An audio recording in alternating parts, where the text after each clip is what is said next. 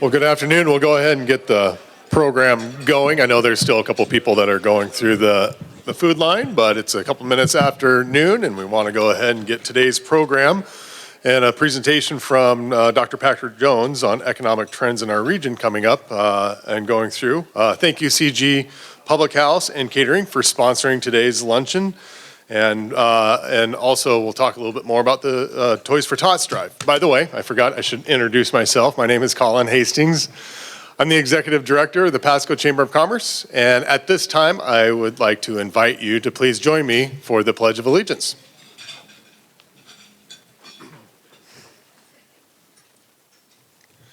I pledge allegiance to the flag of the United States of America and to the republic for which it stands, one nation, under God, indivisible, with liberty and justice for all. Thank you. Please have a seat.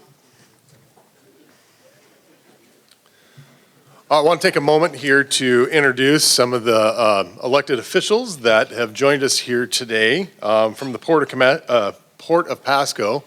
We have Commissioners Jim Clinworth, Gene Reichman, and Vicki Gordon. If you guys could please stand up and be recognized.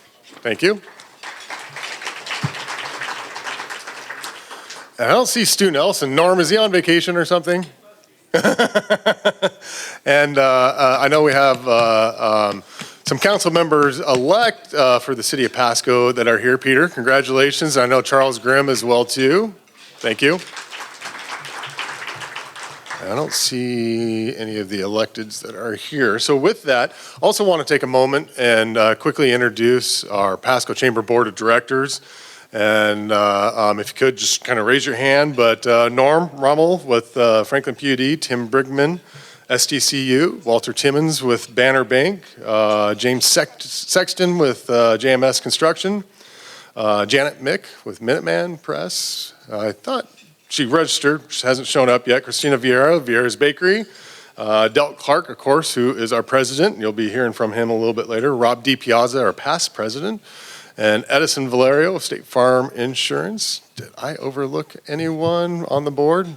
Wow, I'm actually perfect on that one. I also want to take a moment to recognize some of the past presidents that are here too. Jason Hogue with American Family Insurance, Derek Brownson with Wheatland Bank, Dennis Giese, John L. Scott, and Julie Killian, I haven't seen her yet, but with Bank of Idaho. Please give them a round of applause in helping us out.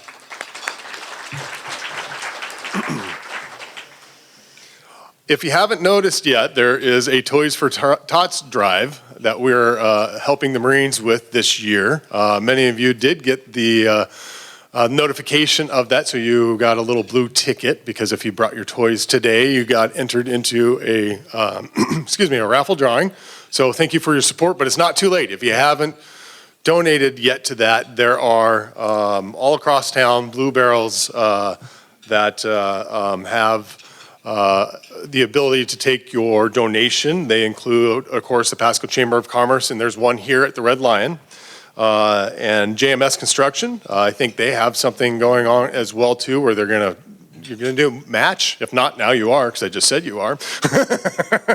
And Spec Hyundai is also participating. McGill's, I found out if you bring a donation to McGill's, you get 15% off of your lunch or dinner or breakfast as well too. And Grocery Outlet, who provided us with today's raffle prize. So you have until the end of this month, November 30th, to get those toys in. And then I want to give a reminder too, coming up is our nonprofit showcase. It's coming up in December here at the Red Lion. It's going to be a little bit different this year. We're going to really be strong and heavy on the trade show sort of format. There's an ability to do donations as well through a QR code to individual exhibitors or nonprofits, as well as just a blanket distribution as well too for any sort of donations that you want to make. So keep your eye out on that. We do still want you to register. We're going to have some fun activities as well too. Giese again is partnering up with us on that, as well as Amazon and Three Rivers Community Foundation. So look for that. It's coming up December 12th or 13th. It's going to show up on the slide here soon. So, and then I want to take a moment now to introduce a special presentation. Occasionally, the Pasco Chamber for our luncheons has a community insight. And so today we invited Tri-Cities Cares to come up to talk a little about something. So Paul, if you want to start working your way up here, Tri-Cities Cares is an organization. He can give you a little bit of a background, but it has to do with the slides over there. If you haven't noticed, there's a proposed energy facility that is going to be sited here in Kennewick, and the Pasco Chamber has been following this issue closely and have taken a position on that. And so this is part of the reason why we invited Paul to come up. So with that, Paul Crouppen. Great. Hello, everybody. I'm short, so if I need to speak closer to the microphone, just let me know.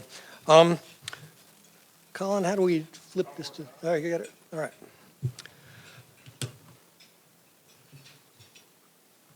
We're getting there. Anyway, my name is Paul Crouppen. I am a retired environmental protection specialist and a once upon a time attorney. That's the best kind of attorney, a retired kind.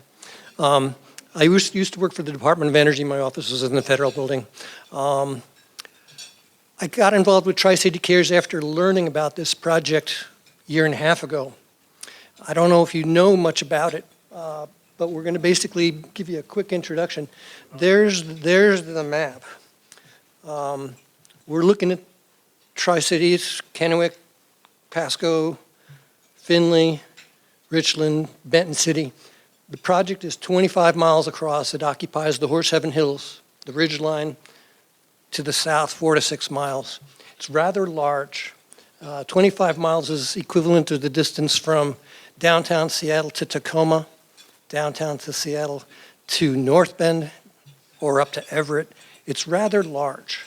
There's 231 496-foot-high turbines proposed. There's also over 100 miles of road, 3 lithium-ion battery storage facilities.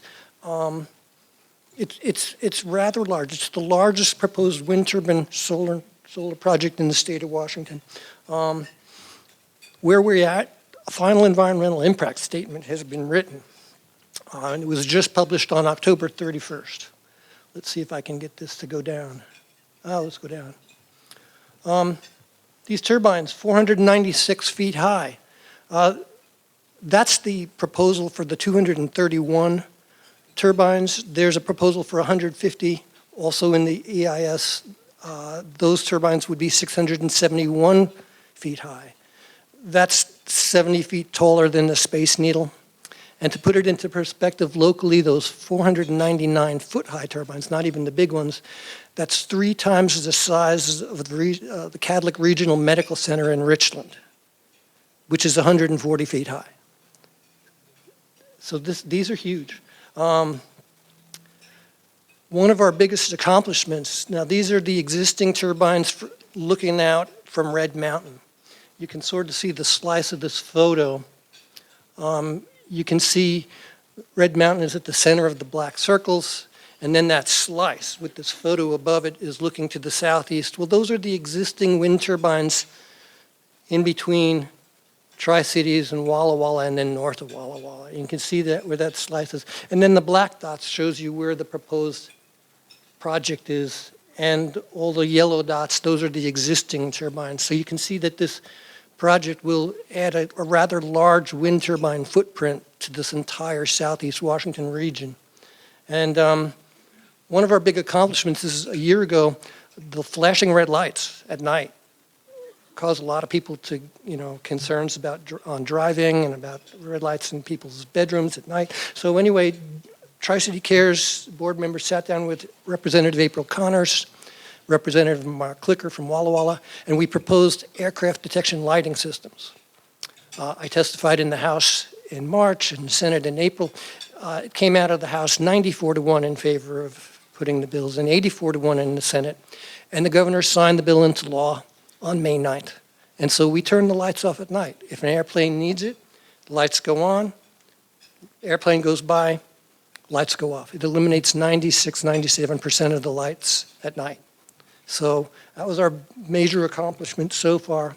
Where are we at? The project here in Tri-Cities is going to impact 100,000 people within 6 miles of the project. That's a lot of people. That's a lot of homes. That's more than any other project in the state. Every other project in the state is in the middle of nowhere by comparison. This is right on the edge of a major metropolitan area, Tri-Cities. And so we looked into what we could do to try and protect the people who live here from this, especially from the visual intrusion. The project, we had property appraisal experts testify in the adjudication. We're talking 20 to 30% drop in property value. And that's going to have ramifications which flow all the way through the economy. And so we're trying to get a lower impact alternative considered by FSEC. So far, the company has not been willing to remove turbines for any consideration except minor numbers of turbines for wildlife and cultural, but none for visual so far. How many turbines will you see? We've got some computer simulations back there in the room. You can go and look at, there's 12 residential areas modeled there. You can see what it looks like without the project and what it will look like with the project. And we'll make this available digitally because this is really important stuff. If you live in town, you want to know what it's going to do to you. That's the best way to really get your hands on it quick, is to stare at those photographs, because that's what you're going to see. Here's just one map. We've got all sorts of maps like this where we analyze how far away and how close these turbines are going to be to people. And that one's centered on Leslie Boulevard right there. That's where it's centered on. And those are the concentric rings, 1, 2, 3, 4, 5, out to 12 miles out. So anyway, that's in a nutshell. Where are we at? Governor's going to make a recommendation. Final environmental impact statement is being considered by FSEC right now. They make a recommendation to the governor. Governor makes a recommendation to approve, deny, or approve with conditions, probably in January. And then there's an opportunity at that point to file a lawsuit. And that's what we're gearing up to do. So we appreciate all the help we can get from anybody right now. Public outrage, voicing your opinion to the governor and to FSEC, that's one opportunity. The second thing is to participate with us, support us in the lawsuit to try and get rational decision making. So thank you. We were available for questions over there. So thanks, Paul. And just to add on to Paul's point too, the Pasco Chamber has been involved in this process, and I know earlier this year the executive committee did agree to realizing that lawsuits aren't free and they're not cheap.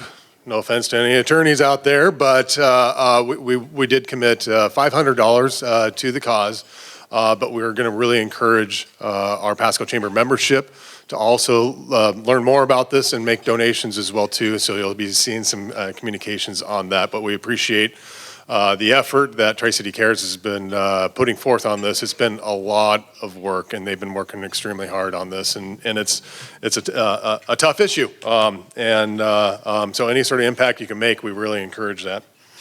At this point, before I turn it over to Delt, I do want to introduce some new members that have joined us here today, and we'd like to provide them with some plaques. So as, hopefully, as I call your name, you're here, because some of the new members I haven't had the opportunity to meet yet. But first, I'd like to invite Stephen Bunker with Osler Bunker Orthodontics. Excellent, there's Stephen.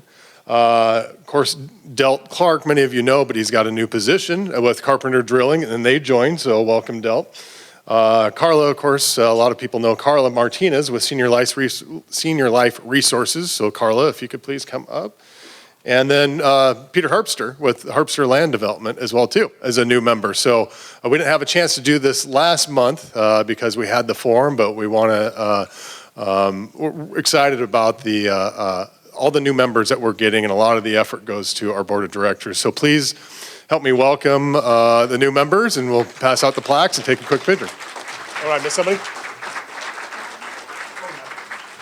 I overlooked one, sorry. Bob Mangione with Sunshine Services. Bob, I don't think you've received yours yet, but he's been to a couple luncheons and we didn't give out plaques, so please come on up.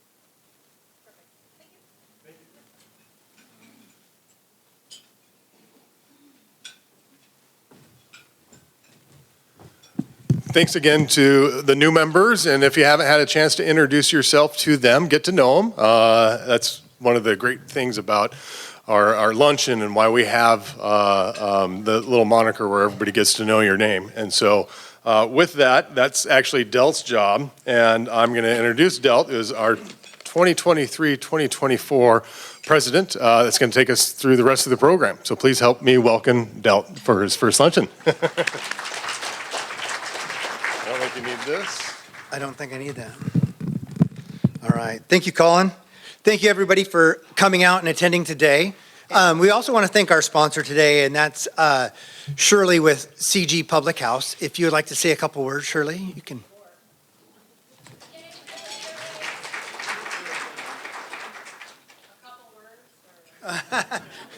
You a little plug, whatever you want. Of course.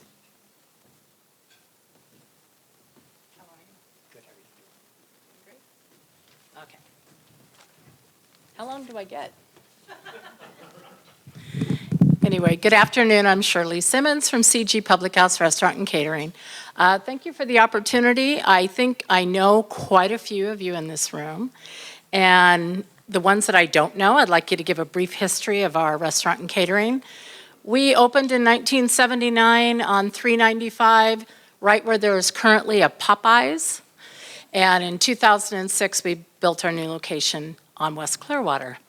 We're getting ready to celebrate our 45th anniversary. So we're going to be starting that in January. And anyone that remembers the old restaurant, there was a few things that we used to do that we never did when we moved. One was homemade pies. And we had the rotating pie case as you walked into the restaurant. We sort of left that era when we moved to the new location, but given so many people wanting that back, we're bringing back homemade pies. I know. There'll be a twist. There'll be some, new flavors and trendy things. And we're also bringing back, not my favorite, but a lot of customers' favorite, is homemade navy bean soup. It was something that we were known for, and we're bringing that back. We are a full-service restaurant. We're open 7 days a week. We do catering. We have 2 facilities where you can rent at our location. We have an event center that holds up to 200 people, and we have a small room that holds up to 40. So anyway, I encourage everyone, if you don't know me, I will leave my cards up there. Maybe you'll be the lucky one that wins our gift certificate. But encourage you to call and talk. My future holds, hopefully. Sarah, do not say it's not going to happen. She's going to say, sure, I'll see it when I believe it. I'm going to retire in 2025, the very end of the month in December. So let's hold that. And my son, Kyle, currently is my business partner, and he'll be taking over. So thank you so much. We love Pasco.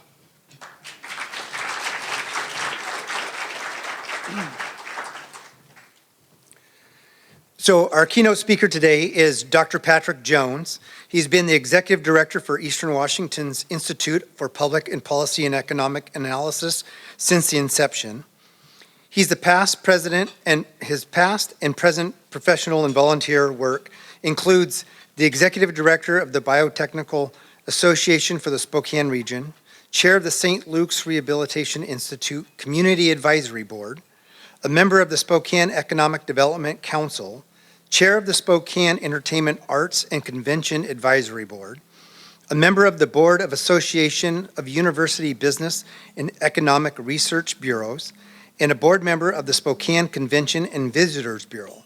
He is currently the chair for the City of Spokane's Mayor Advisory Council on Economic Vitality and was recently inducted into the Spokane Hall of Fame. Dr. Jones has a PhD in Applied and Agricultural Economics from the University of Wisconsin-Madison. Please help me introduce, or welcome Dr. Jones to the stage.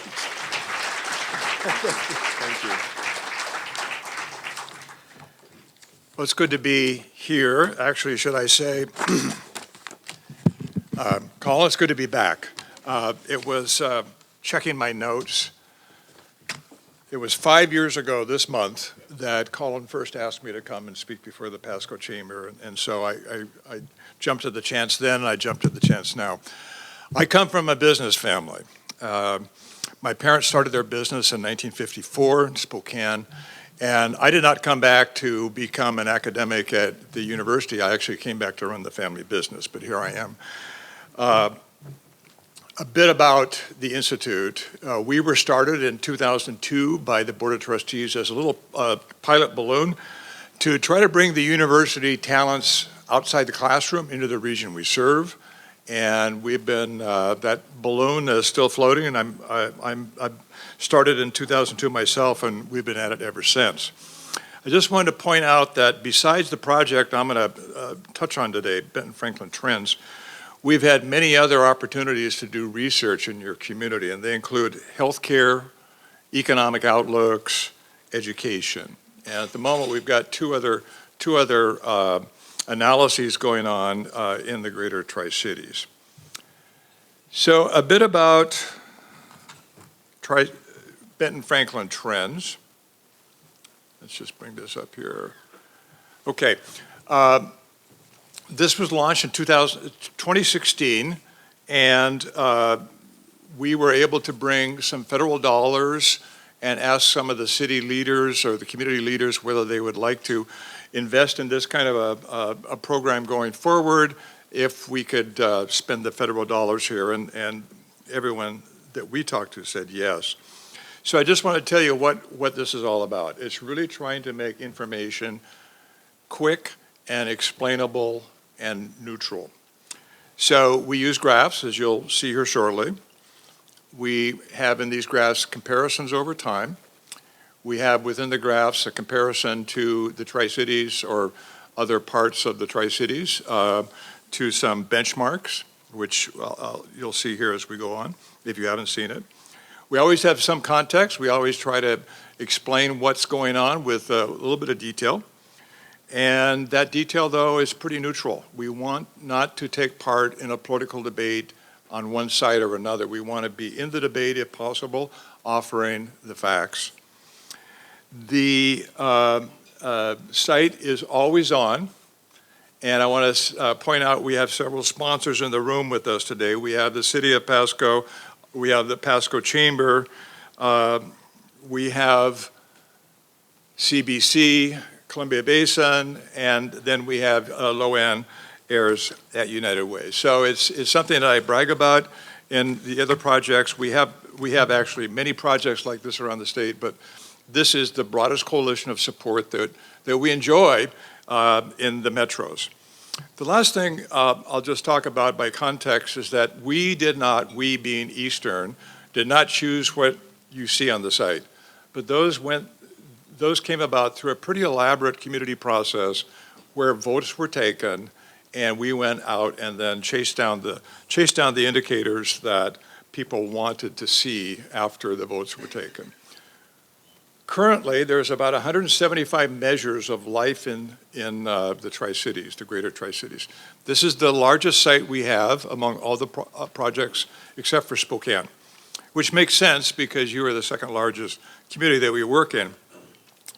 Today, I'm just going to talk a little bit about a few of those 175, and those will be the economy, since this is a Chamber of Commerce. And I just want to point out that in most of these metrics I'm going to show you, they're available at the two-county level, for each county, Franklin and Benton, and then for the three cities.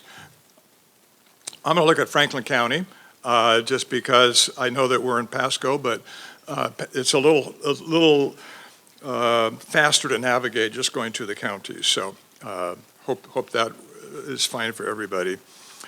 And I just want to start my presentation by saying this is not just about numbers. This is not about data. This is about stories. Every indicator tells a story.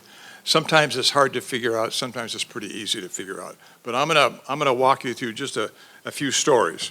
So if you haven't been on the site before, you see that the navigation bar is over here on the left, and people is more or less a sort of a shorthand for demographics. And I know you've talked about this before, but it bears pointing out still, population. So here it is for the two counties together. As of April, we had a combined estimate of 317,000 souls residing in the two counties. And here it is for Franklin County with, let's get Franklin there, with 101,000 plus. So congratulations, you hit six figures as of April of this year. And that's been a pretty fast growth pace, although it's slowed down a bit. This is your annualized growth rate. You can see here for many years in the early part of the century, it was kind of off the charts in the 5 and 6% range. And now it's sort of tapered down to what I'd call a more normal rate of 1.5% per year, which is still quite fast in the big scheme of things. The U.S., our country as a whole, is growing about a third that fast. So you're growing 3 times as fast as the country as a whole. In the past 5 years, or let's say more or less the past 4 years, in other words, throughout the pandemic, just before and now, Franklin County has gained, you can just do some quick comparisons here, about 6,500 people just in 4 or 5 years. That's about the same rate, by the way, as Benton County, but it's much faster than the state of Washington. The state of Washington is really one of the fastest growing states in the country.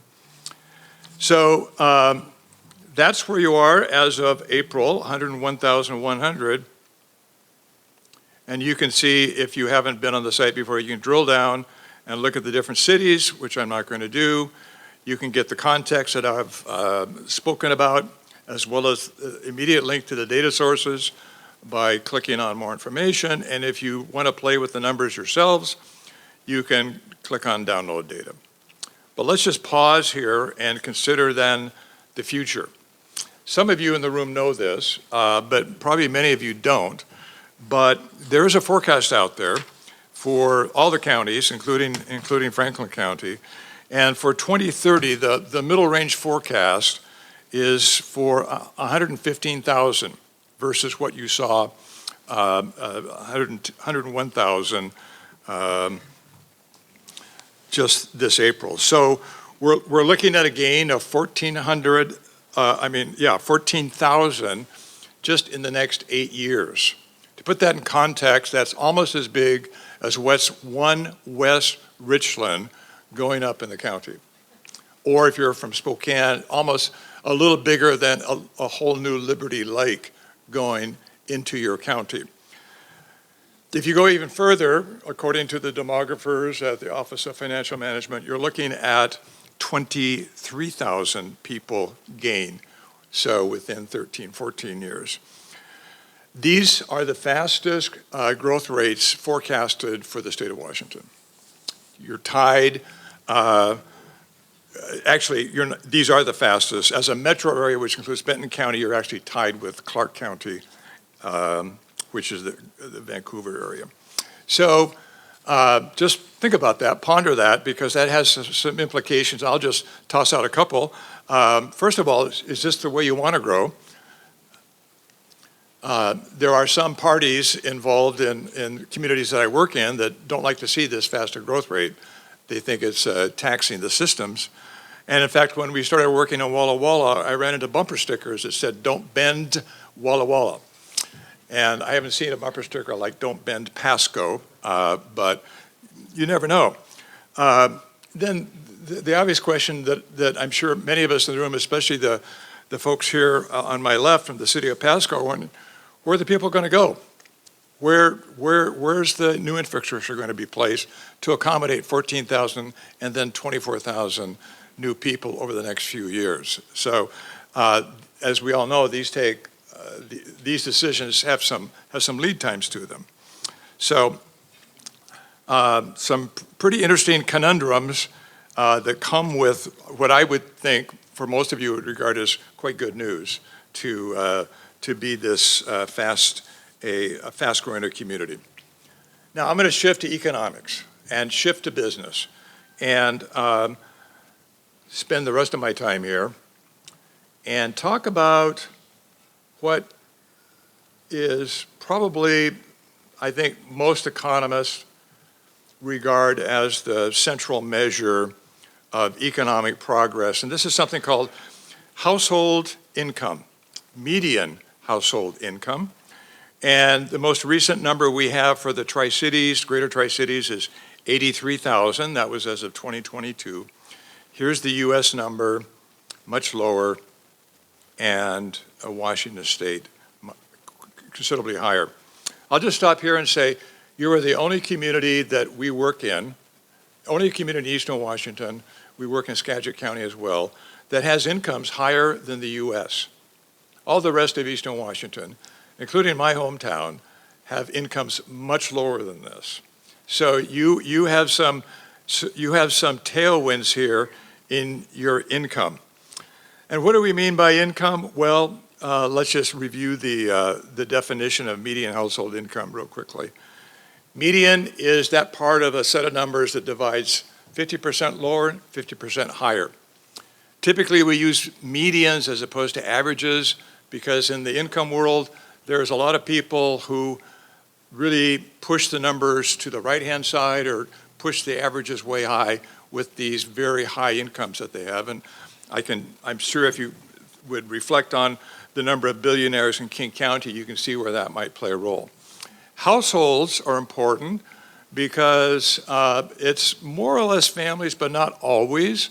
But it allows for more than one income earner that's living under the same roof. So median household income is kind of the gold standard, I think, for a lot of economists and for, I've learned, for bond underwriters. When I have served on the City of Spokane's Economic Advisory Council, the CFO always said, this is what matters. When I go to market, raising bonds, they want to know what my MHI is, what my median household income is.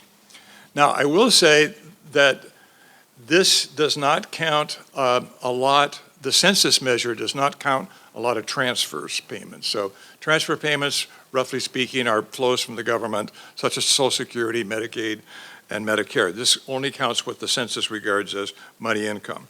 So where are we? You saw this is the Tri-Cities, about 83,000 estimate, and this was Franklin County, 79,000. A year ago, you were actually slightly higher, and this is 2021, than the two-county median. But you're still pretty close, and there's a margin of error in this because this is survey data.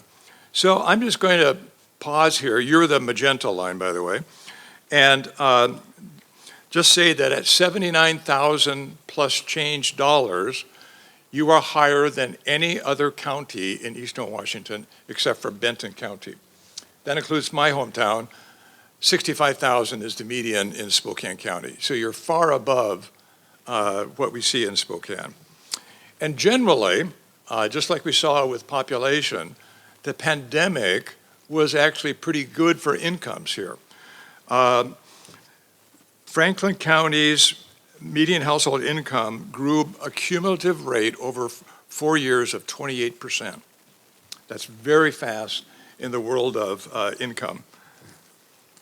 Washington grew, in contrast, 16%, and the US grew 14%. So you grew twice as fast, your income grew twice as fast as we see in the United States. Now, one of the things we always preface our remarks about is that we really don't understand the why.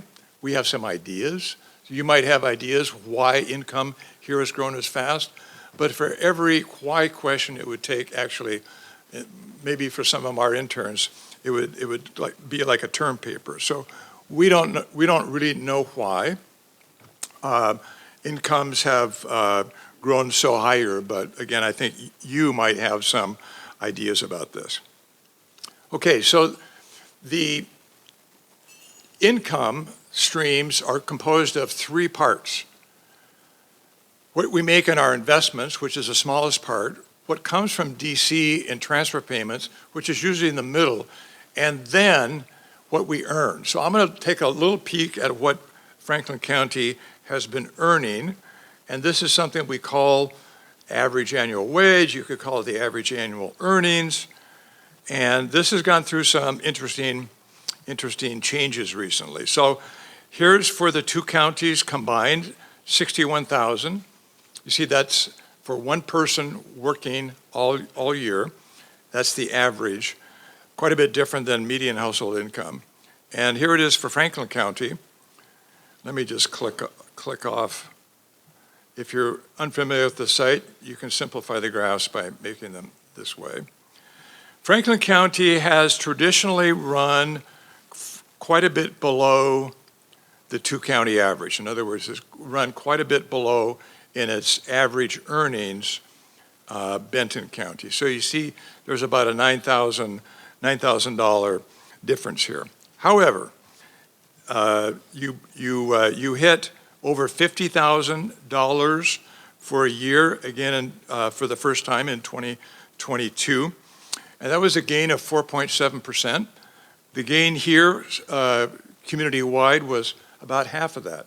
So you grew twice as fast as what we see community-wide. The kicker here is what happened to all of us in 2022 with inflation.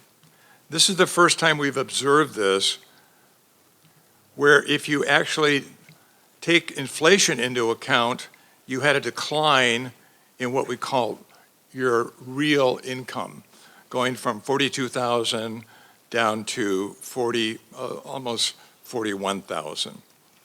I think we all know the reason for that. We saw inflation rates in 2022 that we haven't seen in a generation, not back until the 1980s, and the CPI, depending on how you measure it, was between 7 and 8% per year. So not the happiest of outcomes, but you're not alone. Every county obviously faced the same consumer price index and inflation. And it's worthwhile pointing out, if we go beyond just a year-to-year look, if we go back to 2017, your incomes have gone up 31%, or your earnings have gone up 31%. That is a lot over a 5-year period, 31%.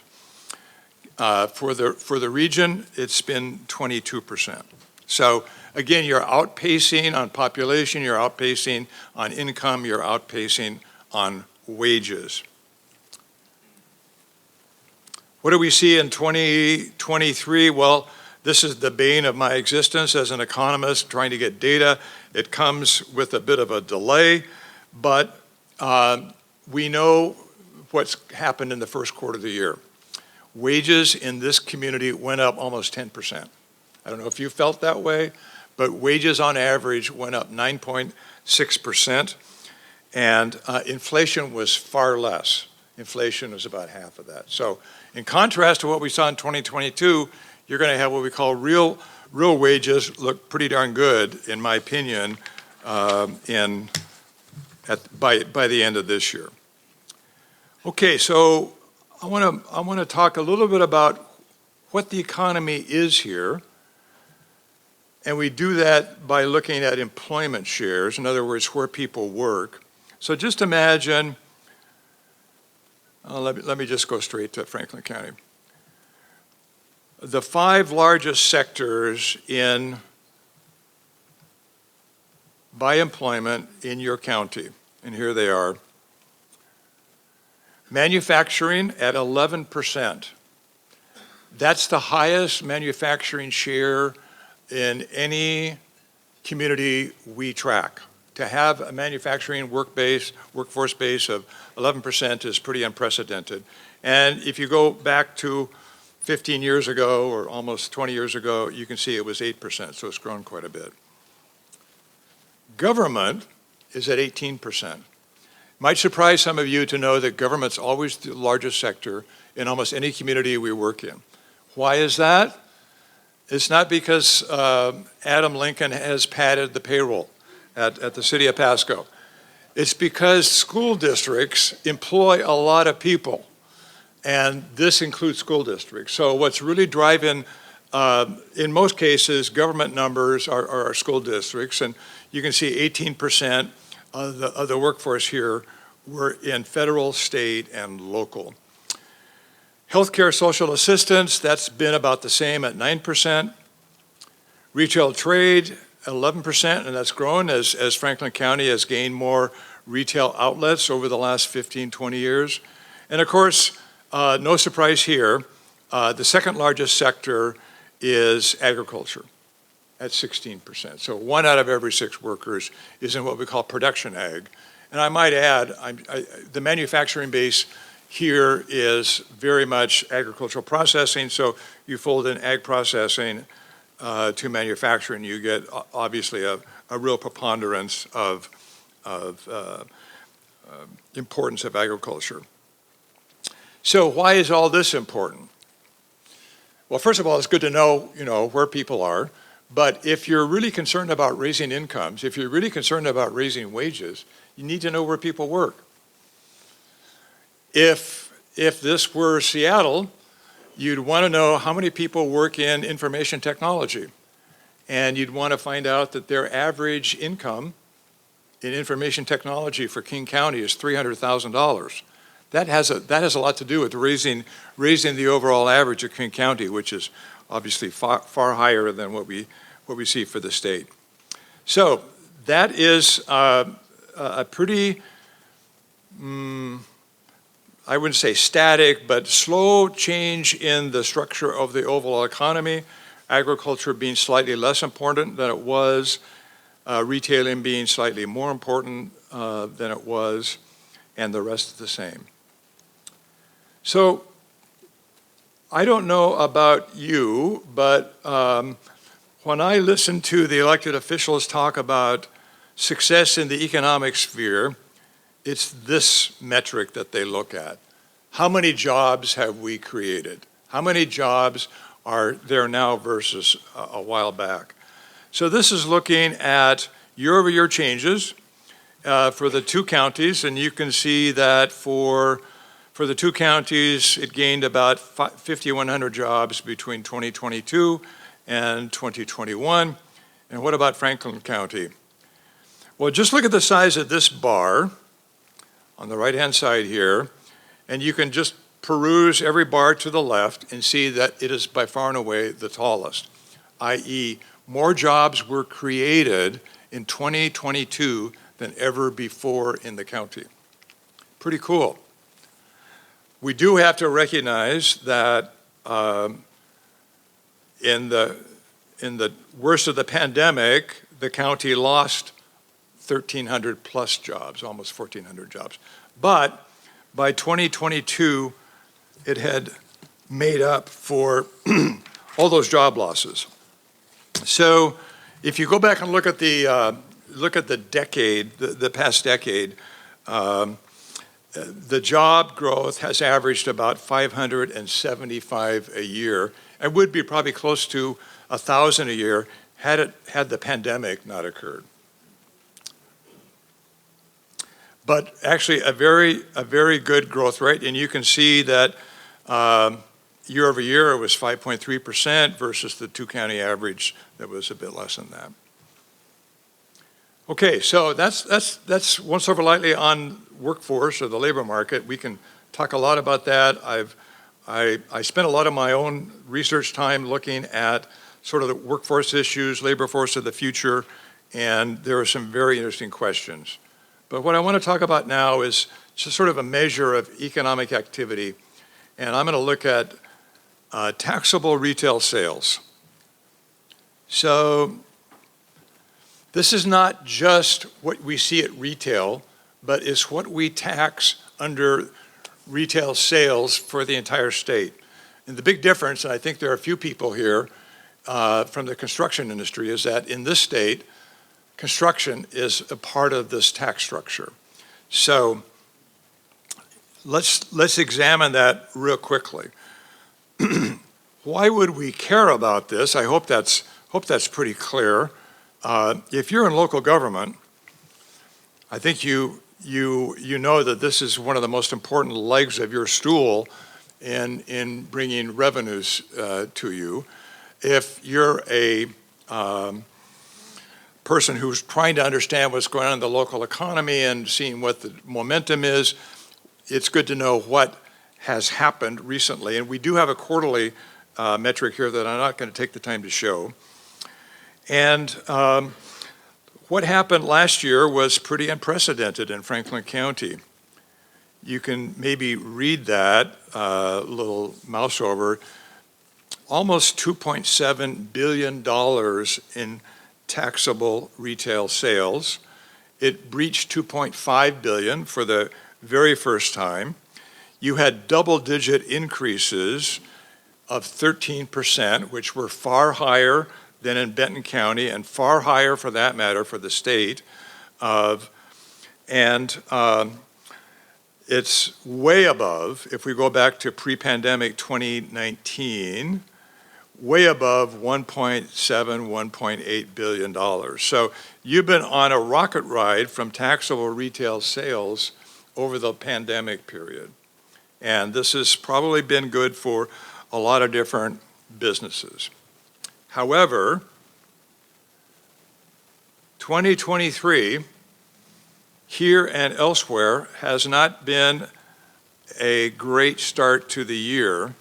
And I don't know if you can see this, but this magenta line says, and this point on the line says minus 4.5%, and for quarter two, and minus 13% for quarter one. So for those of you who are concerned about revenues coming in through taxable retail sales, I hope your antennae are up, because it's hard to come out with a positive number with that kind of a start to the year. And I don't have the time to go in this, but one of the things I do for the city of Spokane is I try to give them a forecast about 2024, the next year, based on the state and some correlations we run with the state forecast. And you basically aren't that different from the state economy when we see in taxable retail sales. Your correlations are pretty high. The state's now forecasting a very, very low period of taxable retail sales growth. We're looking at 0 to 2% over the next 12 months. So keep that in mind for those of you who have businesses, those of you in the public sector. This is what the state's forecasting for the state's revenues. Okay, I want to end up this little quick survey of economics by considering a bit of income distribution, not the entire look at income, how income is distributed among the residents here, but considering maybe the lowest 10%. Where's the lowest 10% of the people in this community? What's their income like? And so we do this via the federal poverty line. I'm sure you've all seen pictures of the federal poverty, or not pictures, articles about the federal poverty rate.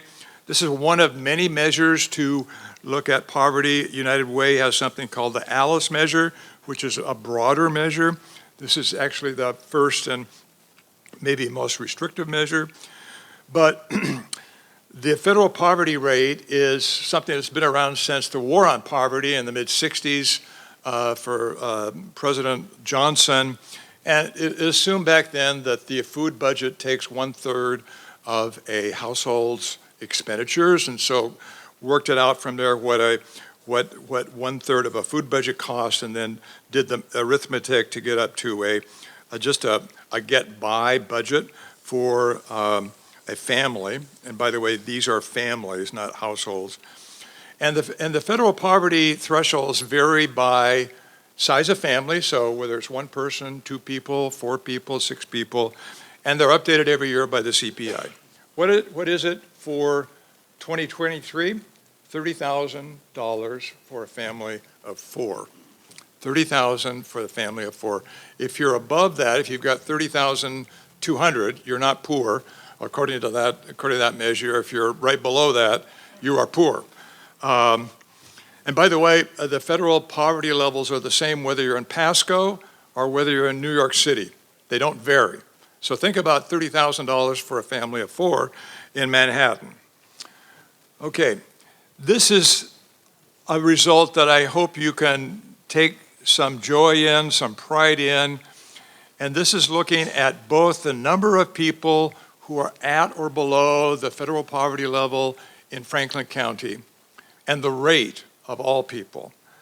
I hope you can see that this bar for 2022 is the lowest of all the bars that we've been able to track, going back to 2012. The rate is similarly the lowest rate we've ever seen at 9%. So how did that happen? Again, I don't know. I've got some thoughts on why the number of people in poverty fell so much in this county, but it did. And that is something that I hope we're all happy about. Not that we wish that more of those 6,600 residents of the county were not counted. Okay, Colin, I've got one more indicator. Do I have time or should I just wrap up? Pardon me? Yeah, go ahead. Okay. Because I know this is a huge topic in this community and all communities we work in, I thought I'd just touch briefly on housing. We have a lot of measures of housing, a bit on homelessness, but I just want to touch on housing. So I want to look at housing prices. We get these quarterly from a center that used to be at WSU, which is now at the University of Washington. And I'm going to show you the resale price in the Tri-Cities. There's no Franklin County, there's no Benton County on this, it's just one metro price. Again, you're the blue line, and the state of Washington is the green line. So this is looking at a resale price, not new construction, but they're of course related. And it's based on a median, not the mean, because McMansions can really throw off an average or a mean. So this is the median, the middle. And I find it very interesting that for the first 2 quarters of the year, there's been a real, actually, and going back to the 4th quarter last year, there's been a fall and a leveling off. So that as of July, end of July, the median resale price of homes here was $429,000, which is still a lot, right? And a year ago, it was $446,000. So it's come down $17,000 in the period of a year. However, if we go back and look, I've got some arithmetic that I put here. I want to turn the page and get this. If we go back to the 2nd quarter of 2018, go back a little further. Here we go. Here's where we were, 2nd quarter of 2018, 276,000. So 276 to what did we say, 444? 429, excuse me. That's a big change. So that's a 55% increase in housing prices over a period of 5 years. And I don't think there's too many people in the room that say, hey, my family income's gone up by 55%, so no sweat, I'm good. This is just this real conundrum of affordability and housing prices, and I'm sure that Colin could have a whole session here on housing, the housing challenges of the housing market. For many years, you know, one of the chief chips you had in economic development was relatively inexpensive housing prices. Those days are gone. So what are the cards you're going to play then on economic development if you can't say, hey, we have some of the best and cheapest housing in the state of Washington, so come and check us out. Just as by way of context though, if we think it's tough here, this is the average for the state. This is not King County. You can see, that's quarter 1. Let me see if I can get to quarter 2. 655,000, median, middle. Okay, well that's it. I don't know if there'll be time for questions. If I were to try to draw a balance out of what I just showed you, I think you can be pretty happy with the way the economy is going. You've had sort of all-time all-time levels or rates that you achieved in 2022. You do have, obviously, the challenge of affordability, and let's hope that shift in median household income that declined, which is rare, was just a statistical aberration. And I just want to remind you, I see a couple of people taking pictures and things like that. You do have brochures in front of you can take with. This is not meant to be introduced by people like me. This is meant to be used by everybody in this room. And I'll just share with you in closing just a personal note.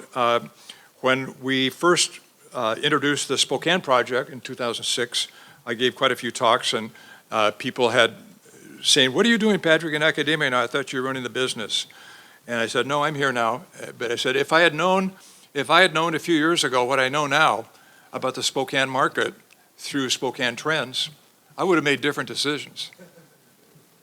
And I hope that can be something that you see in Benton-Franklin Trends, that it might help you change your decision making. But in any case, I just want you to know it's always available, it's always on, it's always current. We have 7 interns who do this day in, day out, and we try to keep it as relevant as we can for you. So with that, thank you so much for your attention, and I don't know if there's any time for questions.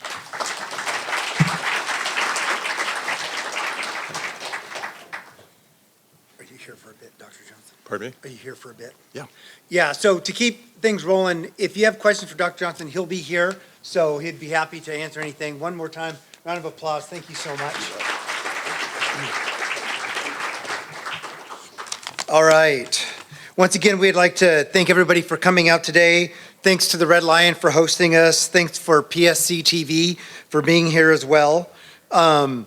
Also, I wanted to say a quick thank you to Rob DiPiazza. He's our past president. I didn't have a chance the last couple of meetings because of the way they ran, but he did a lot as a president. He brought in a lot of new members. He helped us with the new member growth. So I just like to everybody give Rob a round of applause for all he did last year.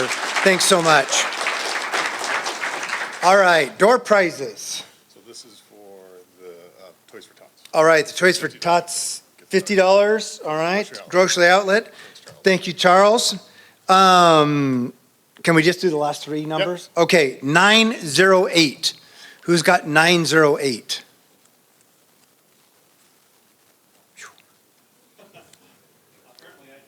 All right.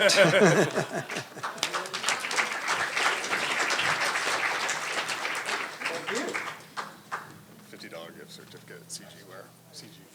All right, and the winner, thanks Shirley and CG for the $50 gift certificate there. Rebecca, is it Frankic? Francic, sorry.